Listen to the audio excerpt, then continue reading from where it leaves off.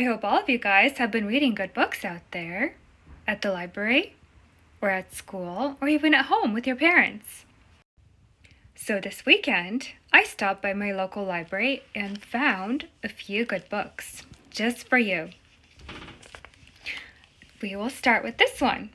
It is called Brave Every Day. Brave Every Day by Trudy Ludwig. Most kids love hide and seek. Not Camila. She just wants to hide. Hiding is what Camila does best when she worries. And she worries a lot. Every morning, Camila's what if worries show up uninvited and follow her out the door.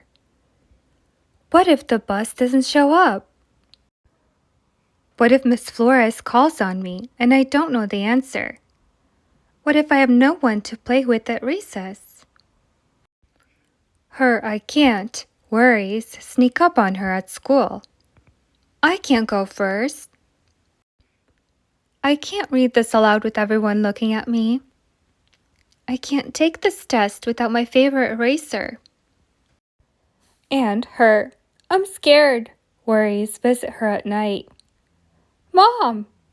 Camila doesn't think of herself as very brave, but she is. She just doesn't know it yet. One Monday morning, Miss Flores has exciting news to share. We'll be going to the aquarium next week. And after the trip, you'll each give a presentation on the sea creatures of your choice. Come, get your permission slips. Bubbling with excitement, many students rush to pick up the forms. Not Camila. Her worries keep her firmly anchored to her seat. Have you ever been to an aquarium? Asks Miss Flores. No, squeaks Camila. Well, I'm sure you'll enjoy the field trip. But Camila isn't so sure.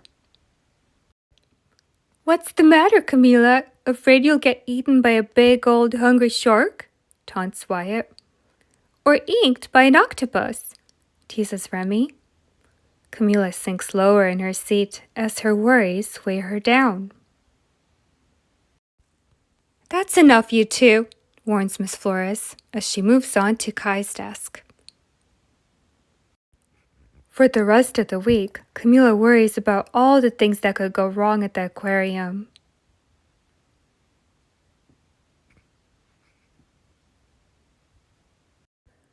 When the big day arrives, Camila tries her best to blend into the background, avoiding crowds of kids and scary sea creatures.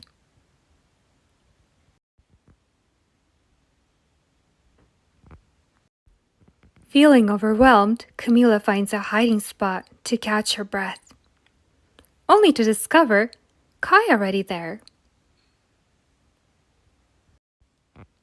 Are you okay?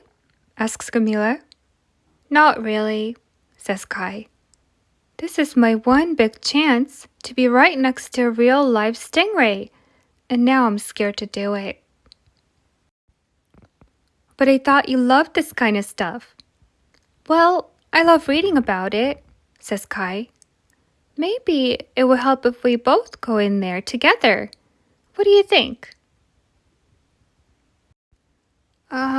Says Camila as she struggles to get her words out. Will you please come with me? Seeing Kai so nervous makes Camila realize her heart is bigger than her fears. Instead of, what if, I can't, and I'm scared, Camila says, I'll try. So there's Kai, and he's looking at a stingray. There's Camila looking around. And they have an octopus display and a little tide pool with little sea creatures.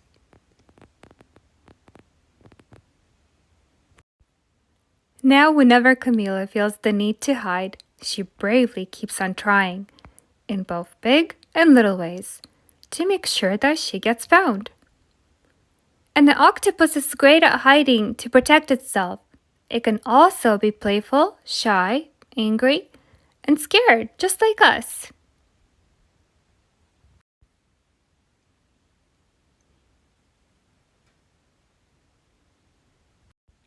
Did you guys like that story? I did. So what about you? When did you need to be brave?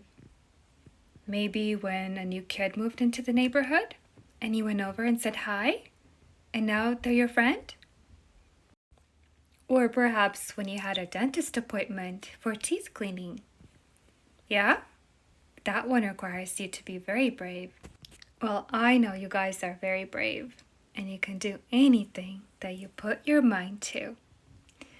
All right, my dears, next storybook. I have another one for you today, and it is called Papa Brings Me the World. Papa Brings Me the World by Jenny Sue.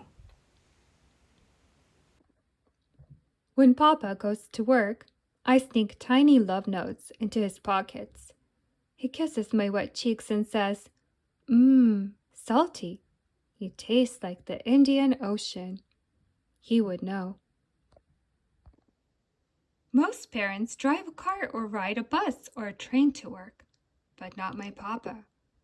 He navigates mountains, deserts, and oceans. My Papa is a photojournalist. His pictures and stories are windows into magical worlds. Papa says he was born to explore. When Papa comes home, his pockets are treasure troves of silver and gold. I have coins from 28th century. The ones with tulsi are my favorite. Papa, I'm saving up for a ticket around the world. People haven't always used coins or paper money, Papa replies. In Cameroon, people once bartered with potato mashers. I'll trade you one potato masher for one chicken. Okay. I'm coming with you, I declare. Papa's eyebrows stand tall like openings to caves. Someday, Lou, he says, but until then, I'll bring the world to you. Papa found this ancient calculator in China. It doesn't even have numbers. Tonight, Mama and I count the stars and the days until Papa comes home. When Papa returns, he teaches me a game that children in Sumatra taught him. It's called Semut, Orang, Gaha, Ant, Person, Elephant. It's like rock, paper, scissors, Papa says. Same, but different. Best set of three.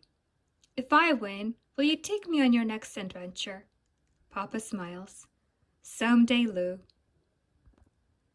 Papa hauled a piano all the way back from Africa in his sock. His friend made this mbria, or thumb piano, so I could hear the sounds of Zimbabwe. I think it sounds like birdsong. Papa fills his journals with everything he sees. I imagine me in his pages.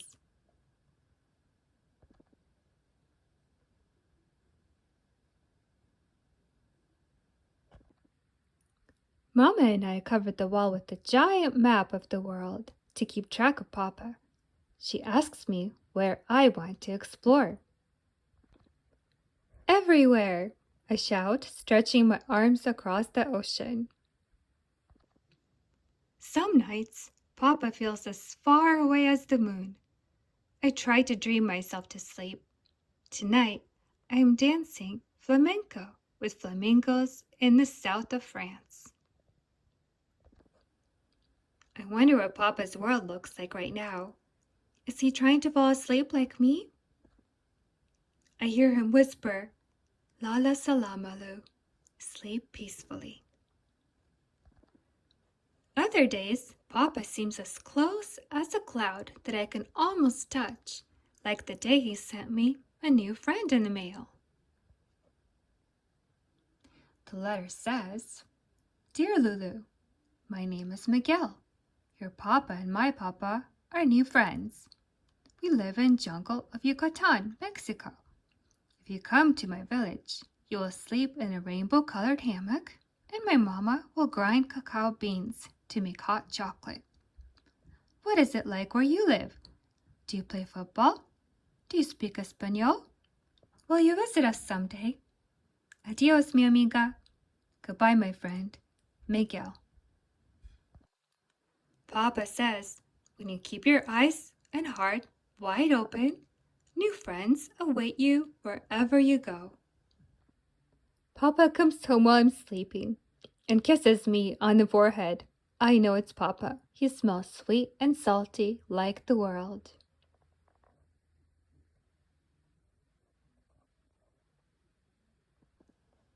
I befriended this driftwood dragon at the beach on the Irish Sea, Papa whispers.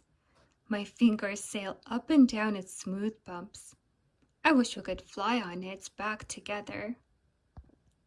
I'm hungry, I say, for one of your stories. He always begins that way. Once I was trekking in the Andes Mountains, playing peekaboo with a rare bird, and I meandered off the trail.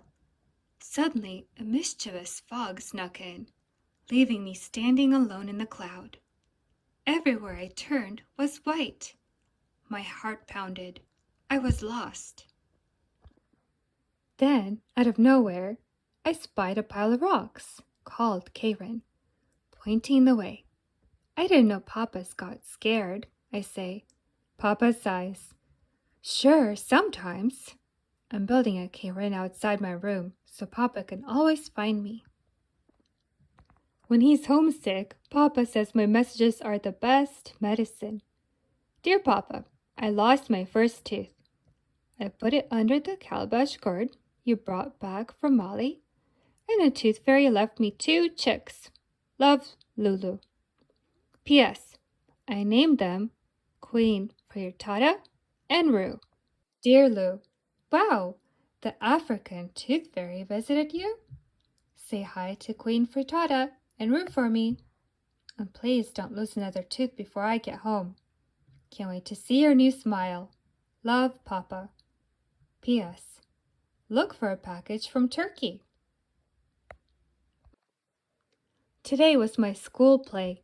I rubbed the magic lamp Papa sent until my hand tingled hot, wishing he would appear. I love treasures, but I'd rather have Papa. Papa comes and goes. It's his nature. I'm just happy he's here today. Close your eyes, Lou, Papa says, and places a surprise in my hands. It's a book. But Papa, I say, it's blank. It's time, he winks. Time for what? I ask. Time for you to fill your own pages. Mama helps me pack everything I'll need. Finally, someday is here, and I'm crossing the oceans with Papa. Together we step into a wide world. And I fill my journal with everything I see. We stepped as quietly as foxes while tracking wombats. They're cute and shy and have square poops. Today we wandered into a field painted pink with galahos. They look royal. A flying fox is not a fox. It's a fruit bat. Papa and I volunteered at a center for sick and injured animals, and I got to bottle feed a baby flying fox. This is my new friend, Alkira. Her family has lived in Australia for 6,500,000 years. Yellowtail flower, I call it purple pinwheel. Christmas bells, eucalyptus seapod. I was born to explore, just like Papa.